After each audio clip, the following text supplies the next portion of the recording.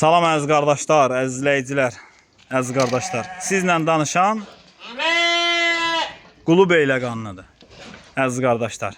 Hamı bilir ki, heyvanın ən yaxşısı məndə olur. Bunu hamı qəşəng bilir. Əgər bu heyvandan istəyirsinizsə, əziz qardaşlar, gəlin bunun balasından qaqaz versin sizə. Baxın. Balasından istəyirsən, şeyindən istəyirsən, qaqanda var. Nə qədər istəsən heyvanımız var, qardaş. Bax, bu da onun balaları. Həmən sort, bax. Görsən, həmən sort, qardaş. Dümboz kərə. Bax, bunların hamısı şişək toğullardır. Görürsünüz də nədir? Dümboz kərə, qardaş. Qurt qulaq, dəvə qulaq. Gördünüz də?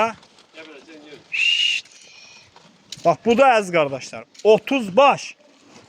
Hamısı kosa, böyrü yoluq. Şişəklərdir. 30 baş şişəklərdir. Hamısı da birinci qarına boğaz qardaş. Görsən, belə 30 baş şişəklərdir. Bax. Hamısı kosa qardaş, kosa. Görürsünüz? Buna bax. 30 baş heyvandır. Belə hamısı kosa.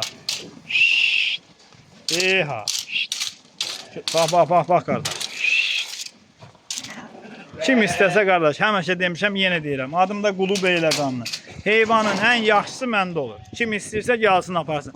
Hələ birinci qarına doğacaqlar, maşallah olsun. Boy bir qoyundan yekədir.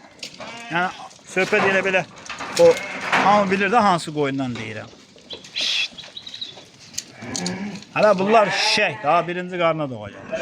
Kim istəsə gəlsin, alsın, aparsın. Budur da qardaş. Reallıq göz qabağındadır.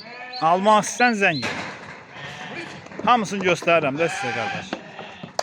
Almaq istəyən zəng edin. Bax, bu dəqiqə bundan hal-hazırda bax, bu gördüyünüzdən 200 başdır. Almaq istəyirsən zəng edin qardaş. Heh.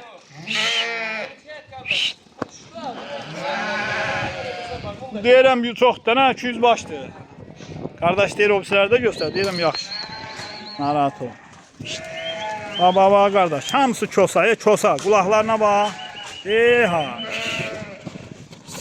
Görsən qardaş. Bax bundan yenə var. Şimdi göstərəcəm baxın. Bax videoyu axıra qədər baxın qardaş. Bax. Gedəcək. Görürsünüz nədir? Bax qardaş. Qurt qulaq, dəvə qulaq bunlardır qardaş. Görsən qardaş. Kim istəsə əlaqə saxlasın. Bax qardaş, 50 başda ondan buradadır, bax. 50 başda ondan buradadır. Kim istəsə dediyim kimi. 200 başdır bax bunlar. 50 başında belə çəkirəm bax qardaş. Həmən heyvandan 50 başda buradadır. İstəyirsən gəl al apar qardaş. Sort istəyirsənsə əlaqə saxla.